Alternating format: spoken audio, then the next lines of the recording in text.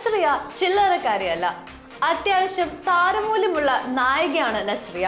നീ ഒരു 2 ദിവസം ക്ലോസ് ആയിട്ട് വാച്ച് ചെയ്തേ. കമ്പാരിസൺ ഇല്ലാത്ത രീതിയിൽ ഡിഫറെന്റ് ആയ ഒരു ആക്ടിംഗ് സ്റ്റൈലും നസ്രിയയ്ക്കുണ്ട്. നസ്രിയ ചെയ്യുന്ന കഥാപാത്രങ്ങൾ നസ്രിയയുടെ ആക്ടിംഗ് രീതികൾ കൊണ്ട് പുതിയ പ്രേക്ഷകരുമായി പെട്ടെന്ന് കണക്ട് ആവുകയും ചെയ്യുന്നുണ്ട്.